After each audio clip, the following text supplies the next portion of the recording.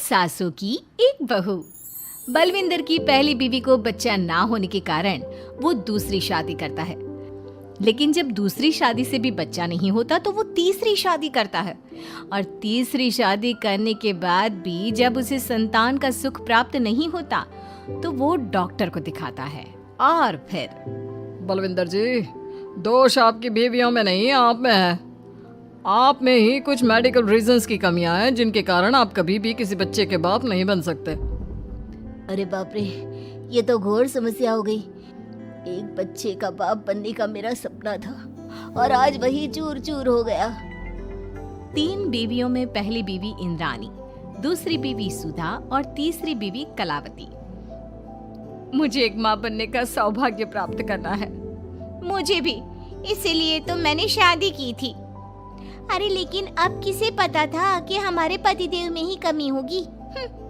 अब हम क्या करें? हम एक बच्चे को गोद लेते हैं। तीनों एक बेटे को गोद लेते हैं जिसका नाम प्रमोद रखा जाता है। 20 साल बाद अब तीनों भी बूढ़ी हो चुकी होती हैं। बलविंदर भी बूढ़ा हो चुका था। प्रमोद एक अच्छी नौकरी करता है। उसकी शादी की उम्र हो चुकी थी, इसलिए तीनों माएं प्रमोद की शादी पाखी नाम की एक लड़की से करा देते हैं। शादी के बाद बहू पाखी की पहली रसोई की रस्म की बारी आती है। मेरी प्रिय 3 सासू माओ, आज मेरी पहली रसोई है। बताइए क्या बनाऊं? क्या पसंद है आप तीनों को?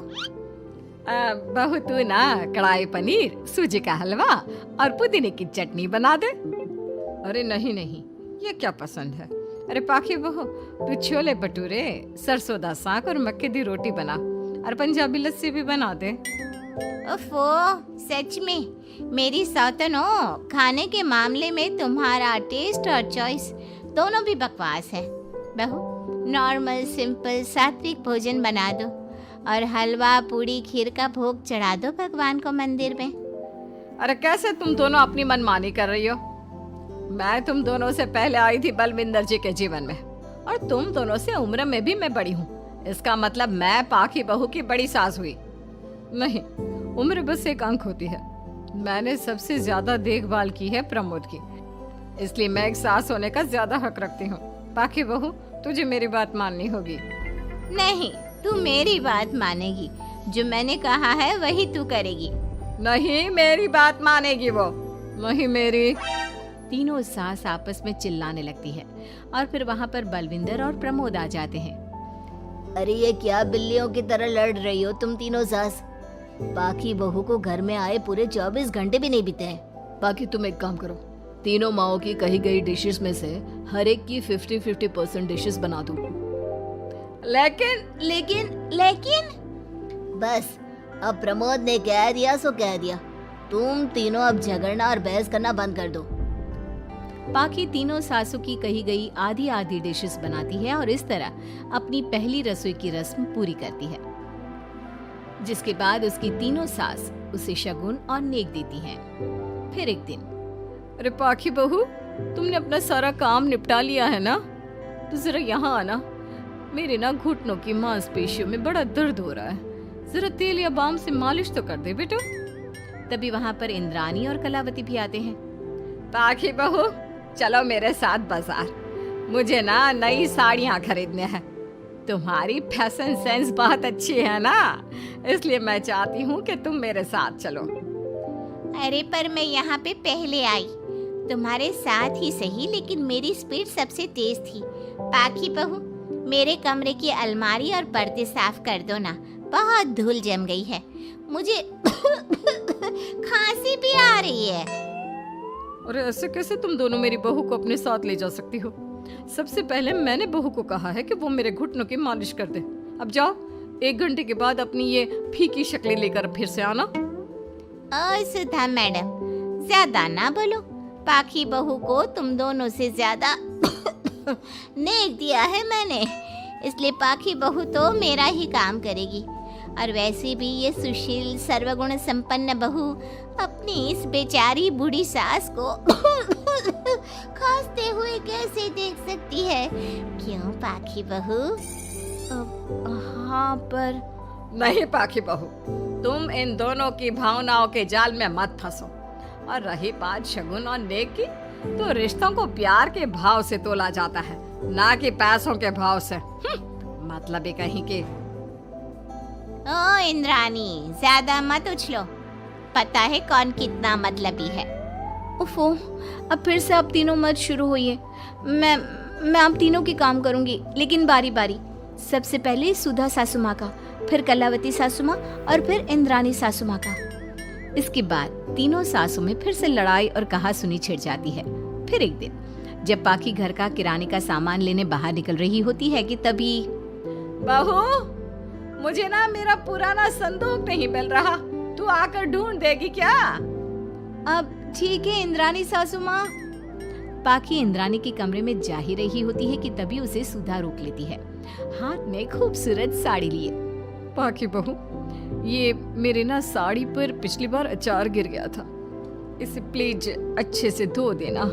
वो कल शाम को विमला जी के बेटे की शादी में जाना है ना, एक ही बार पहनी है ये साड़ी मैंने। अभी धो देगी तो कल तक अच्छे से सूख जाएगी और कड़क इस्त्री करके मैं तेरा परफ्यूम मार के शादी में जाऊंगी। हाँ, लेकिन सुधा सासू माँ। उतने में कलावती भी वहाँ पर एक कढ़ाई लेकर आ जाती है। पाखी बहू, ये मैंने कल रात को मेहंदी भिगोई थी लोहे की कढ़ाई में, मेरे बालों में लगा देना बिटिया। तू तो मेरी प्यारी बहू है ना? इंद्रानी वहाँ आ जाती है और तीनों सास फिर से एक दूसरे को गुस्सेल आंखों से देखती है और फिर से आपस में लड़ना शुरू कर देती है। तुम अपने आप को समझती क्या हो? खरीद लिया है क्या मेरी बहू को? ये मेरी बहू है। तो मेरी पड़ोसन है क्या? ये मेरी भी बहू है और मेरा भी इस पर उतना ही हक है जितना कि तुम्हारा। तुमने खरीद नहीं लिया है ना, तो ये मेरी है, सिर्फ मेरी, इकलौती बहू मेरी पाखी, मेरा ही काम करेगी। क्यों पाखी? नहीं नहीं, ये मेरा काम करेगी। पहले मैंने आवाज लगाई थी। तुम दोनों तो ऐसी बहू पाने के लायक भी नहीं हो। हट जाओ तुम दोनों और खुले मैदान में जाकर एक दूसरे से लड़ो और नोचो एक दूसरे को। लेकिन बाकी बहू तो सिर्फ मेरी ही सुनेगी और मेरे ही आदेशों का पालन भी करेगी। तीनों सासों के बढ़ते झगड़े को देख पाखी अपना आपा खो देती है और जोर से चिल्ला पड़ती है। बस बहुत हुई आप तीनों की तू मैं। अरे रोज ना ड्रामा लगाती रहती हो। 50 साल की बूढ़ी औरतें हो गई हो, फिर भी बच्चों की तरह लड़ती रहती हो। अब बस बहुत हुआ। अब तो मैं आप तीनों में से किसी की भी बात नहीं सुनूंगी और मैं जा रही हूँ ये घर छोड़ के। अब मुझ में और सहन शक्ति नहीं बची, मैं चली। अब लड़ो झगड़ो, एक दूसरे को मारो पीटो नोचो, जो करना है करो।